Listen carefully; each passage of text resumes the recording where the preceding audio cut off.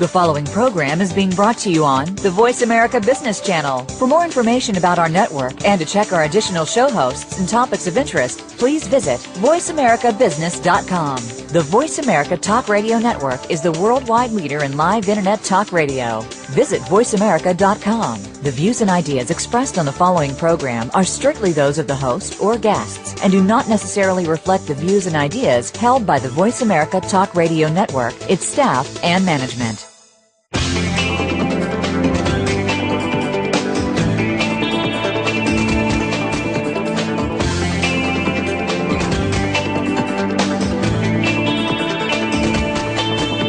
How real is the risk that the U.S. dollar gets removed as the world's reserve currency in the coming years, and what can we do to prepare for it if that occurs? Welcome to Global Currency Watch with your host, Stephen Eyre. Contrary to popular opinion, the world's sovereign debt crisis is not going to go away. It'll be with us for many years, and we will see country after country succumb to its scrutiny. It's time to focus upon the news and events of the world through the lens of this reality. Now, here's the host of Global Currency Watch, Stephen Eyre. Good morning and welcome to the show. We have a very special show for you today, and we're going to jump right in here. Today we have Gerald Celente joining us.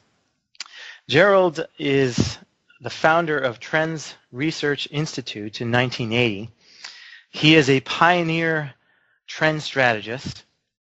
He is the author of national best-selling books by the name of Trend 2000 and Trend Tracking, along with being editor and publisher of this internationally circulated Trends Journal, which, by the way, is at www.trendsjournal.com.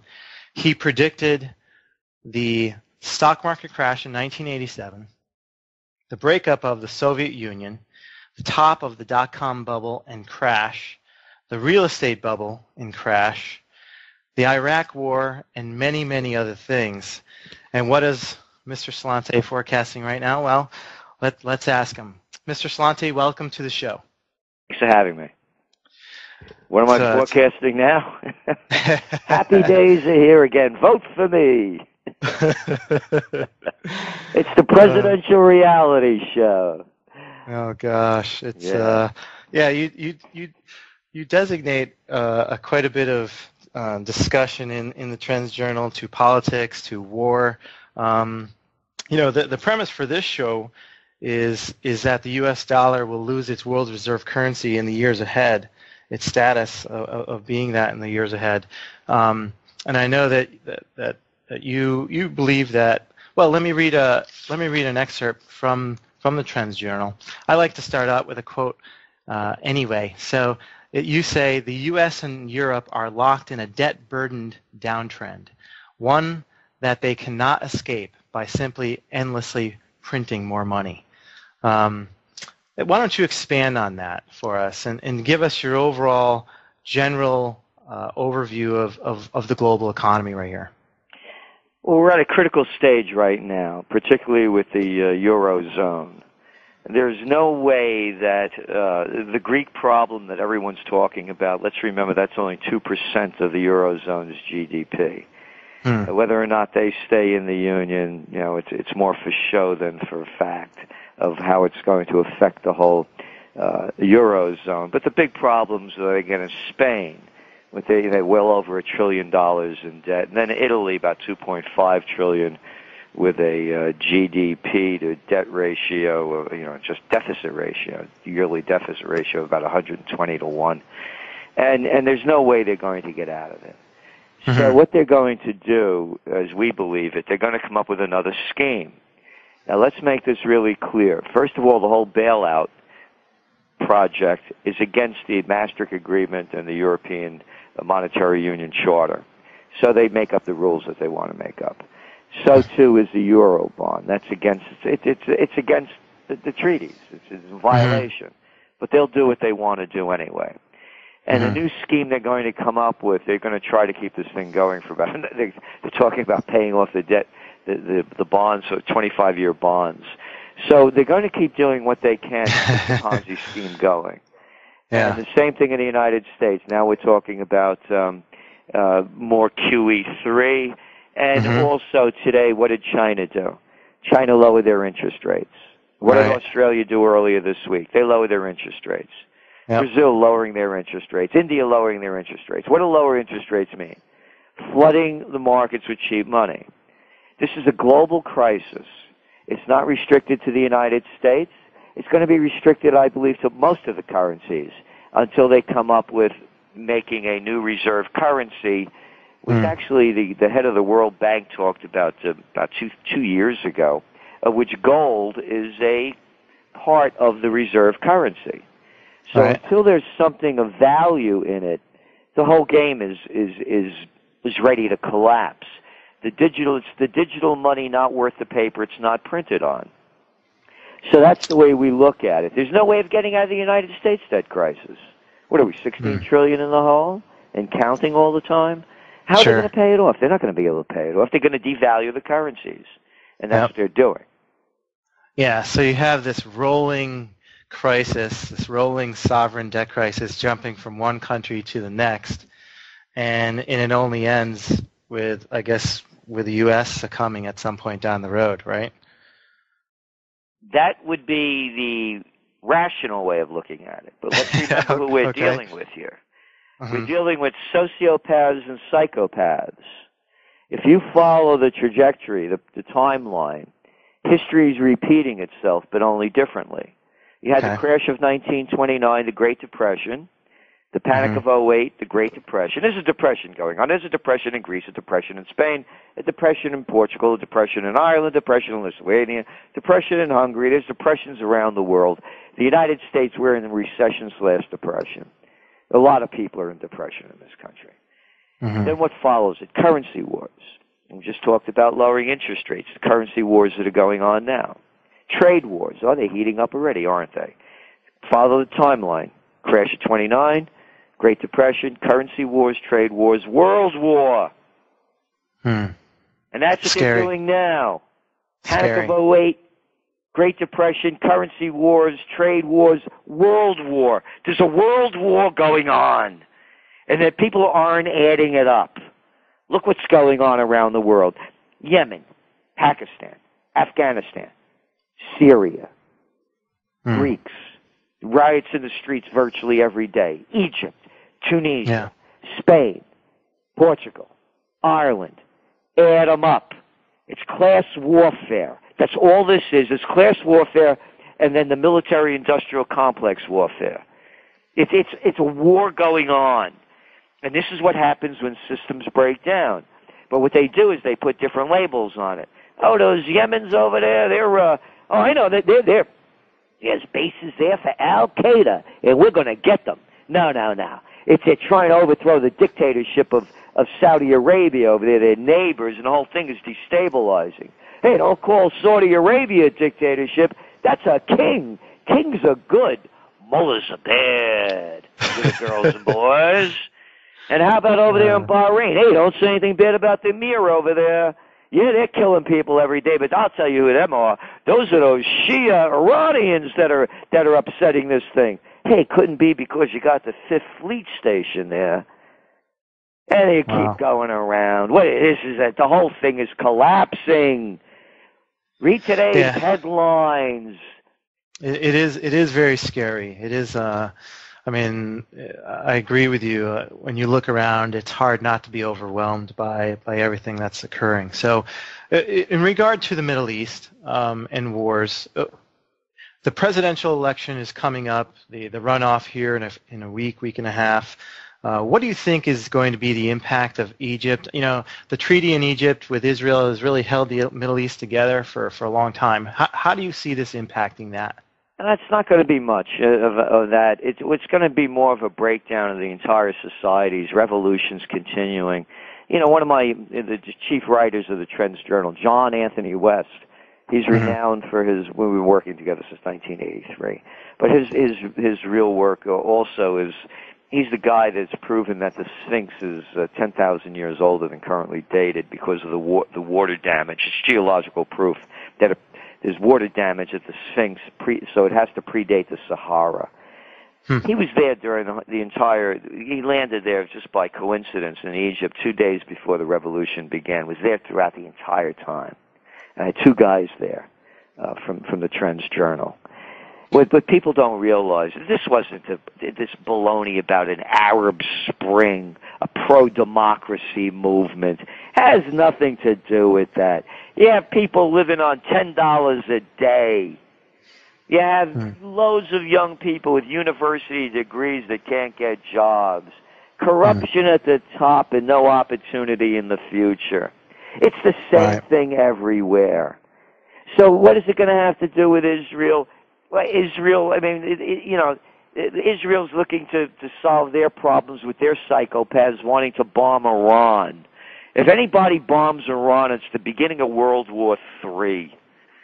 So it really has very little to do with the Egyptian peace treaty. It has more to do with the entire stabilization. Look, a week and a half ago in Morocco, about 30,000 people taking to the streets to overthrow that little king over there.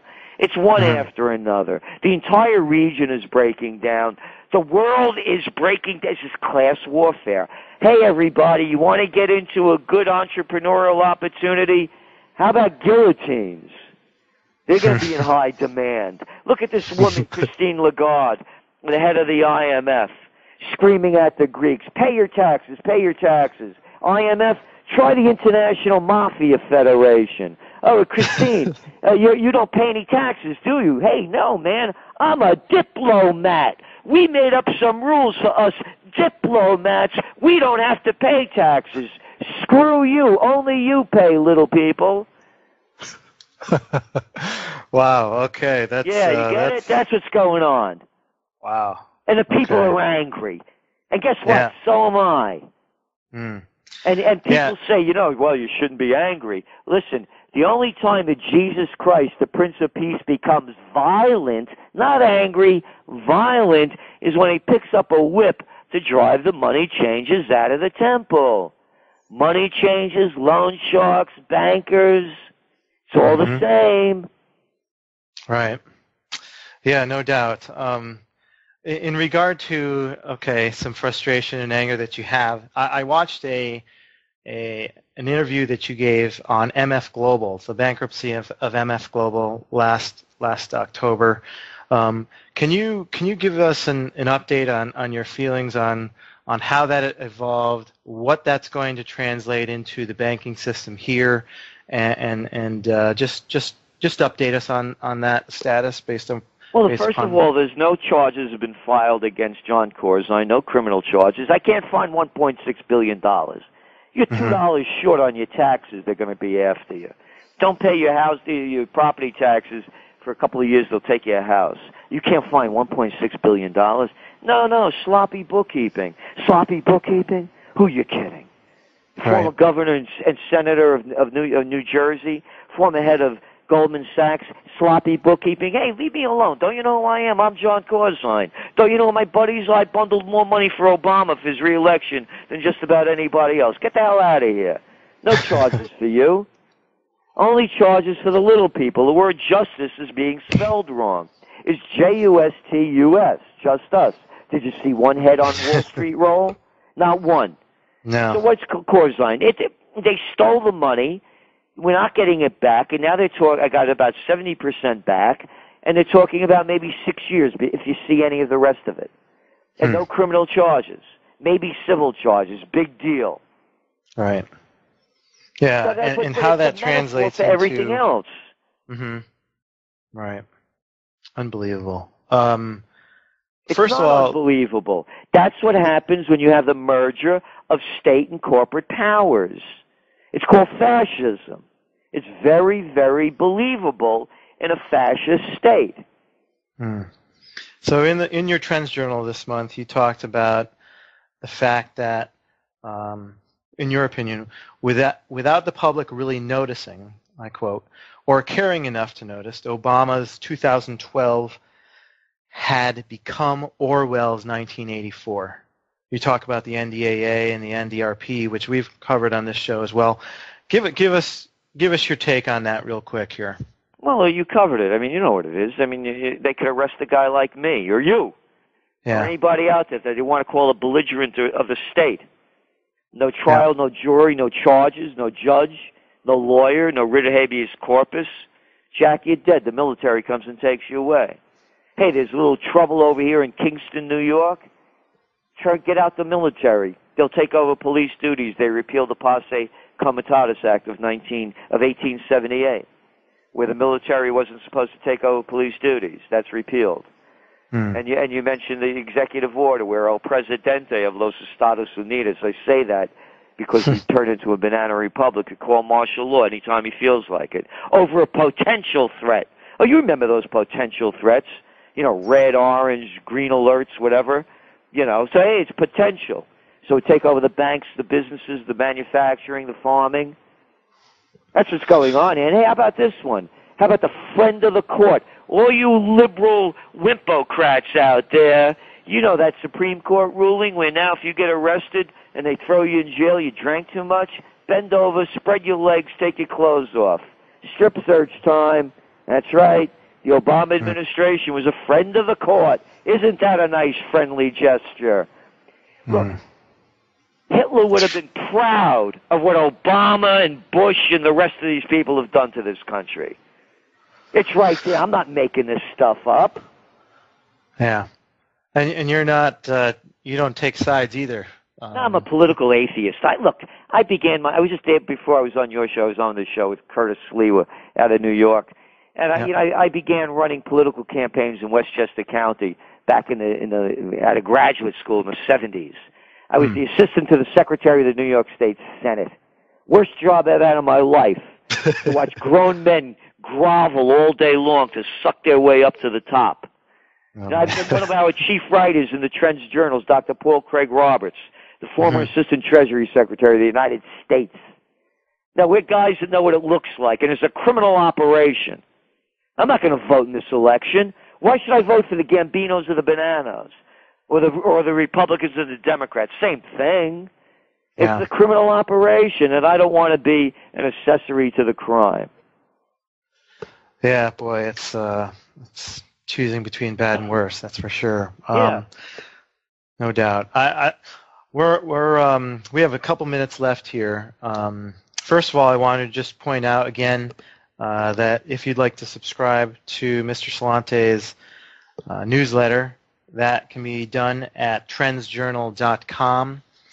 Mr. Celente, do you have anything that you would like to share with us before you leave? A couple of things. Number one, the summer's here. Rip up those lawns that you're growing green grass on that you can't smoke or eat, and plant food in there, and start doing something beneficial with your lawns. And stop buying corporate crap. Break the chains. Great advice. Olive Garden's not Italian food. I'm Italian, So support your local people. Go to the farmers markets this year. Don't buy a thing that you don't need, and